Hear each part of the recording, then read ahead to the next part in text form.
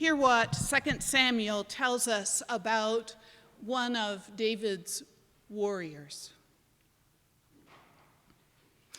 Benaiah, son of Jehoiada, was a valiant warrior from Kabzeel, a doer of great deeds. He struck down 2 sons of Ariel of Moab. He also went down and killed a lion in a pit on a day when snow had fallen. And he killed an Egyptian, a handsome man. The Egyptian had a spear in his hand, but Benaiah went against him with a staff, snatched the spear out of the Egyptian's hand, and killed him with his own spear. Such were the things Benaiah, son of Jehoiada, did, and won a name beside the 3 warriors. He was renowned among the 30, but he did not attain to the 3. And David put him in charge of his own bodyguard.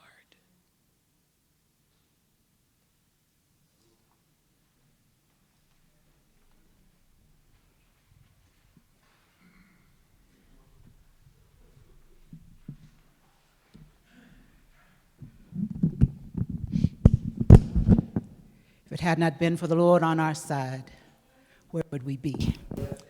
They that wait on the Lord shall renew their strength. They shall mount up on wings as eagles. They shall run and not be weary. They shall walk and not faint. I have been young and am now older, but I have never seen the righteous forsaken, nor God's seed begging for bread. But when I think of the goodness of Jesus and all he keeps on doing for me, my soul cries out, hallelujah. I thank the Lord for saving me. I thank God for bringing me here. It's been about 15 years since I've been at Iliff, and they gave me 20 minutes, so you just put your watches away.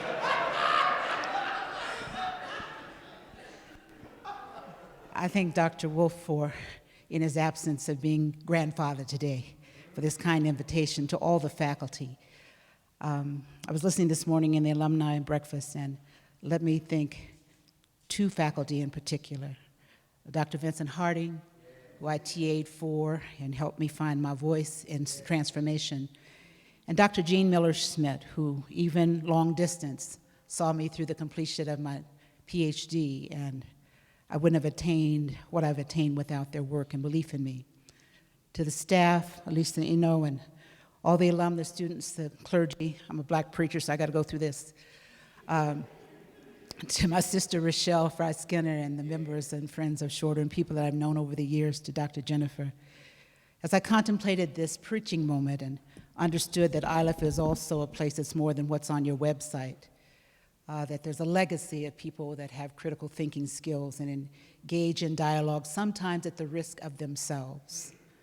One only needs to make a superficial analysis of the current socio-political, cultural, spiritual landscape of the world in general, and the U.S. in particular, to garner the necessity of our intellectual activism.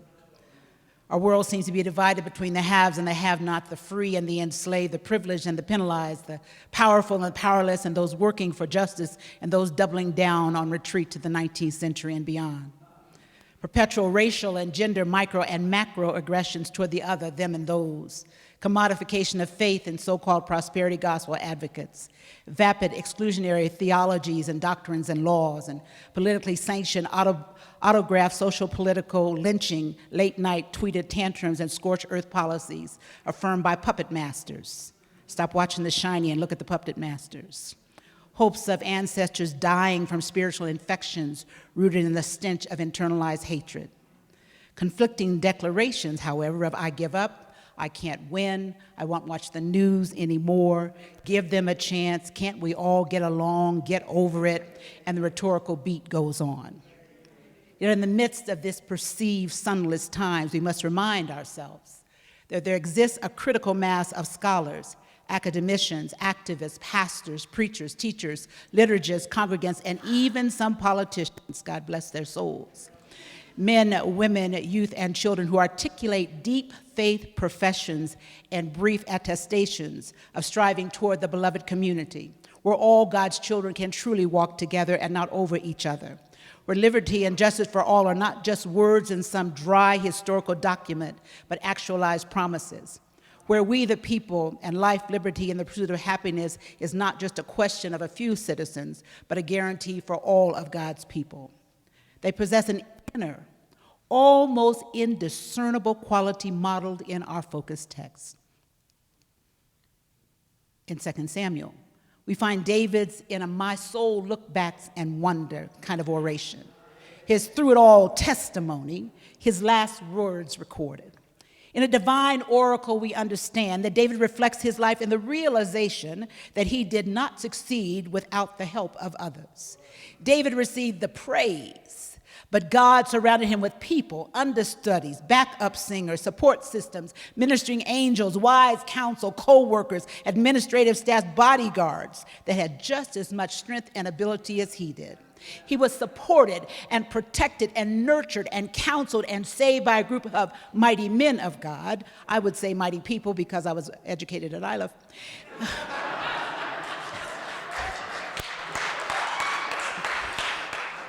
Once a ragtag army running around in the wilderness. In their loyalty, they followed the orders of the apple of God's eye, from the caves of Adullam to the palace in Jerusalem. Through victory and defeat, war and peace, prosperity and famine, their blood, sweat, isolation, pain, suffering, tears, joy, and Lord helped build an entire nation. They understood David's assignment was from God. They suffered with David. They took care of David. They guarded his very life. They learned to face danger and fear with self-profession and confidence and resolution by doing their jobs. They had courage. They led them to do more than just what their discipline required. Courage that more than their employee handbook told them to do. Their battle instructions came straight from God. There is no record that any of them tried to be David, write like David, dress like David, sing like David, dance like David, demean David, hijack David's credentials, or pretend they had a PhD that they got off the internet. No, there's no record that they plotted to take his throne, blog his social life, sell their inheritance for instant gratification, spent more time working in mess than on a message, or ran away when things got a little tough. There's no record of that. And in David's remembrance, one of these stood out. One of them much younger than David, and exemplary in all the aspects of his performance. One of the 30, Benaiah. Probably means a metaphor, I think, for on-the-job courage. He also went down and killed a lion in a pit on a day when snow had fallen. He, Benaiah, also, that means he did other things. We're not told anything about his life other than his service to David. We don't know his daddy's name. He pledged allegiance to the king, but he was courageous. In one account, yes, he went into battle with a small club and took a spear from the giant's hand and killed him, but evidently something clicked in David's mind, and he remembered Benaiah's courage. He also went down. He had a cataclysmic call, perhaps, or a gradual or nurtured call. We have no information about why he went down, like our calls that come from God, and you are minding your very own personal business. You don't know why God called you. All you know is something happened, and you went ahead and answered the call. We're not told where the encounter took place or how he wound up there, if he got there late, because sometimes preachers show up late, if he was alone, if he was properly prepared for the situation, like when God sends you and moves you from a safe place to uncharted territory, places we never thought we were going to be, can't remember when we said yes. God, I did not tell you yes, but I'm here anyway. All we know is God said go, and we went. We don't know if we're going to have enough money. We don't know if the place is going to be there when we get there. We don't know if you're going to find the parsonage. We don't know if the light's going to be on. You don't know if there's any food in the cabinet. All you know is God said go, and you went down.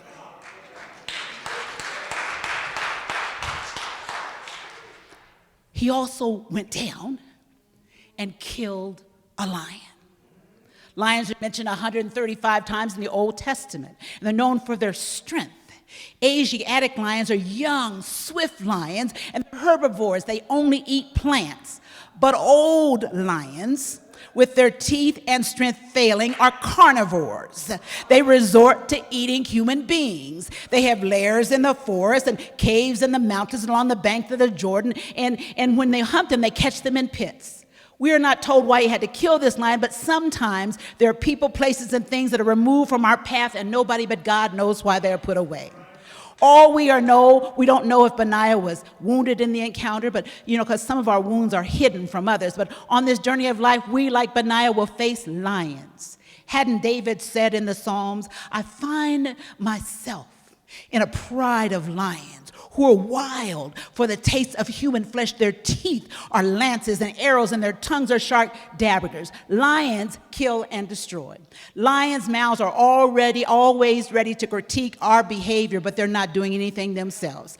Lions look at the work we're doing and become jealous. Lions can't wait to run and tear down our work because they're too lazy to get up their seats of do nothingness and do it themselves. Lions accuse us of worshiping other gods. Lions charge that we are unsaved, that we're a sellout, that we're demonic because we have a different voice. Lions say we don't pray enough. They tell us that we are too young, too fat, too old, too educated, the wrong gender, love the wrong people, we're the wrong size, we're the wrong color. Lions just lie. They whisper lies, they smile in your face all the time trying to take your place. They're lions.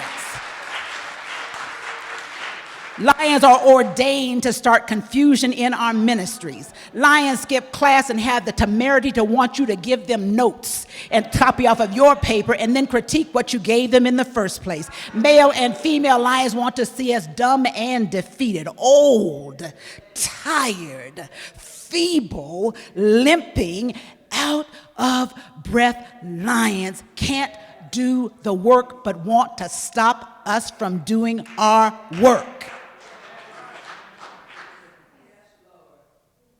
But God has a plan for us. God has already given us everything we need to do our work. He also went down and killed a lion in a pit. A pit is a large natural or artificial cavity or hole in the ground, an abyss, a depression, a low point in ministry. When we're doing God's work and nothing seems to work out, you're attacked from all directions, and sometimes we create the pit ourselves. But on the job, there are times we're going to be discouraged, times when we feel that we're way down yonder by ourselves and can't hear nobody pray, times that nobody comes to our meeting, times that nobody supports our program, times that somebody writes the DS, the presiding elder, or the bishop, and don't even spell our name right, time that our strength will seem very, very low, time that we are so tired we can't think about getting up, times when Sunday morning rolls around and we do not have a sermon ready and don't feel like preaching, but we got to go anyway, time when even small acts will be unappreciated, times of sadness and fear and confusion and disappointment. All the time we thought we would lose our mind if we have to see that trustee one more time.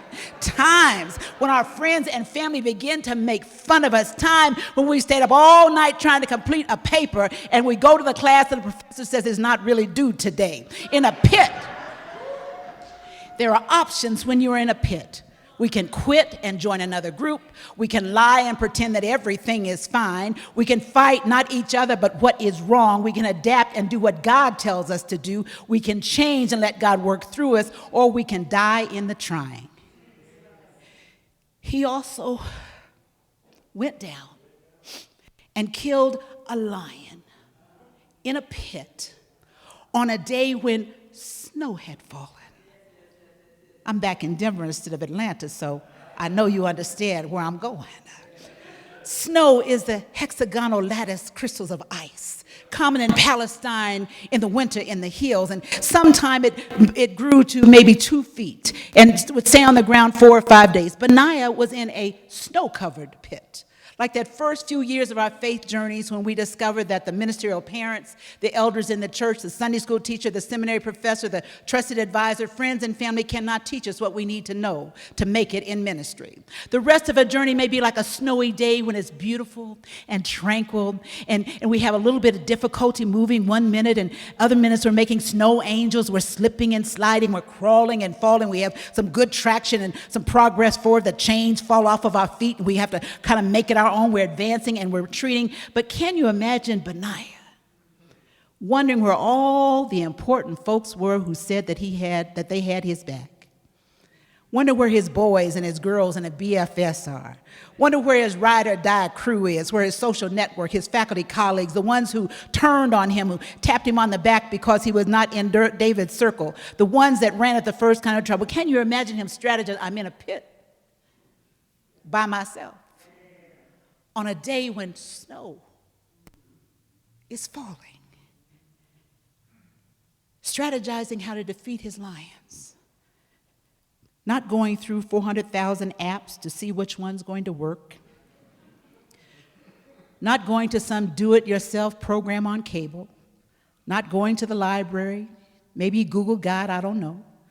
News media didn't seem to help. Fox gave trumped-up partisan steps, and PBS was having a pledge drive, and MSNBC was recapping the earlier actions, and C-SPAN was repeating the victories of previous lion killers, and BBC had accurate footage but shed little light on the next steps, and ABC, NBC, and CBS just wanted to keep their ratings up, so they depended on TMZ to show them how to fix the lions. Y'all get that after a while. Benaiah didn't give up. He couldn't turn away because he saw a situation that had to be addressed.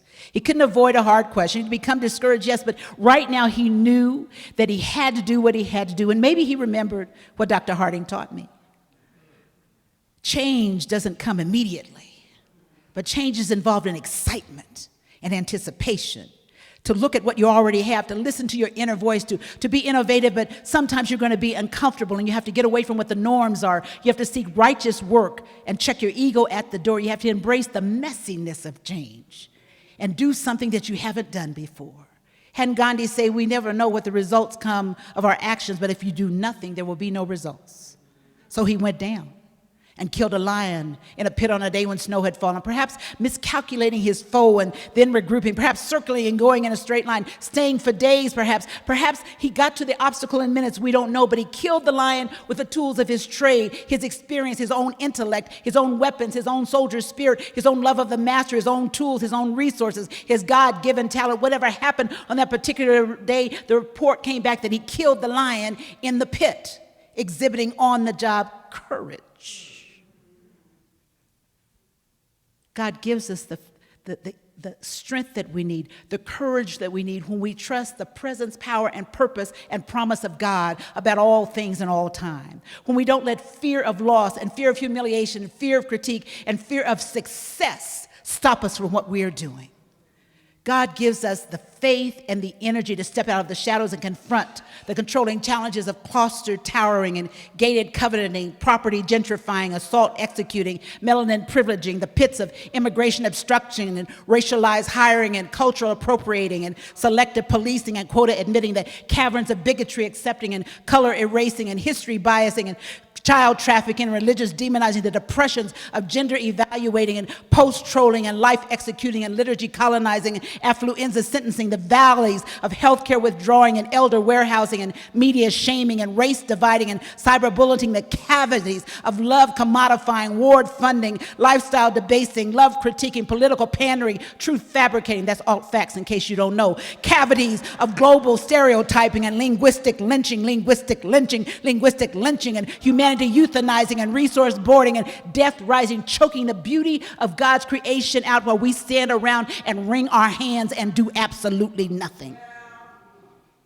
In reality, there'll be many days and nights where we can't seem to find the strength to hold on, become distracted by shiny baubles and miss really what's going on. When we start depending on fake news because we're too lazy to do the research ourselves. Our movement will be stifled and halted and slowed by fear. God unapologetically gives us directions, offering us strategies for on-the-job courage and taking a leap of faith. Throughout the biblical text, God tells us to board boats during storms with a menagerie of smelly animals. God asks us to enter fiery furnaces without protective gear and fight giants with slingshots and pebbles and eat takeout meals served by birds and sleep when lions are all around us and share our last grain of food with strangers and give half of our coveted designer labels so that somebody else won't be naked and pray to someone we can't even see in the flesh. That takes courage. If God is for us, who do we think can be against us? Nobody that's elected or not elected can be against us. It is God who created all things. It is God that promised never to leave us or forsake us. It's God who continues protects and feeds and clothes and shelters us. Who can be against us? Who is big and bad enough to stop and block God's process and what God has already promised us in our life? Who can destroy what God has already given? Who thinks they can reverse anything that God has done? With God on our side, how can we be cowardly and run and hide in caves? With God on our side, God who has rescued us repeatedly from every peril we can think of. If we have the courage to enter the pit once, twice, 30 or 40 times or 100 times, move out of our comfort zone, end the ad nauseum discussions about who or who is not the leader, start using our intellectual activism, and stop looking at what the news is presenting, blaming each other for who was elected. What did we do before the 4 years that we had a presidential election? We have to identify the evil and name the evil and engage the evil and take responsibility for our own complicity in what's going on and stop being silent about what's going on around us. God will empower and direct us along the spines of fear and frustration, around the edges of despair and depression, around the precipice of loneliness and loneliness, across the deserts of separation and sadness, under the weight of discrimination and denigration, above the winds of apathy and adversity. This is a renewal conference. God wants us to do more than talk about social justice. God wants us to get up off our behinds and do social justice. We each have to go down into God-designated pits and kill lions even on snowy days. That means when it's not an easy proposition. Some of us are going to die along the way. But I don't want to be, my grandmother used to say, God don't want, and he don't need no cowardly soldiers. We don't need one more news conference. We don't need one more business meeting. We don't need more media talking about doing a postmortem on the postmortem on the postmortem. We don't need another hashtag or t-shirt campaign. We need to spend some time before the throne and get up off of our knees and go out and act. We need courage. Learning as we go, courage. May lose some of my friends, courage. May withdraw my ordination, courage. God's got this courage. I can no longer occupy the space I have without doing something God has called me to do, courage. I can do all things through Christ, courage. I serve a God of action and not reaction, courage. I don't know about tomorrow, but I know who is in charge of tomorrow, courage. I know my Redeemer lives, courage. I can look for the light even in the darkness, courage. I'm strong enough to face any difficulty because God's got my back and my front, my head and my feet. I have a courage because God has already proved God's self over and over and over and over and over again. How can we say we're people of faith that we let November 9th be the date of our death? When did God die? God did not send me an email or text saying God was dead. God did not say God had advocated God's throne. How weak can we be to think our life is over because somebody else got elected and is trying to take away what God has already given us? Why are we being so weak? That is not on my paper, but I went there anyway. I don't know what in the world happened right there. I thought I was in a black church. I was going Lord have mercy. Okay. Thank you, Daryl.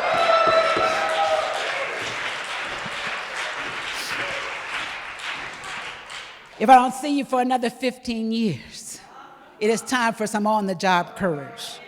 Became the legacy of all the persons and ethnicities and faiths who built the foundation of this country, to regenerate our own communities, to affirm the richness of all of our cultures, to reconstruct our institutions of faith. It's courage with ferocious fortitude to value differing opinions and to have new ways of reaching a conclusion and to have a mind to work together, not for a photo op. I'm so tired of photo ops. Nobody cares about a photo op. All you're doing is cheesing. Get out and do the groundwork, the dirty work. Get some dirt on your hands, and then maybe you can stand and then put yourself up on Facebook. Time to share a cup of cold water for all of God's children. Courage to perform with intentionality to impact all who have been loveless, all who are lonely, wash those that are covered with the dust of the world, to eliminate searing critiques of those who don't live like, love like, eat like, dress like, or worship like we do. Courage to proceed with assurance, to reach those that feel locked out, to stand with those that have no strength, to speak for those that have no voice, to remove barriers that are experiencing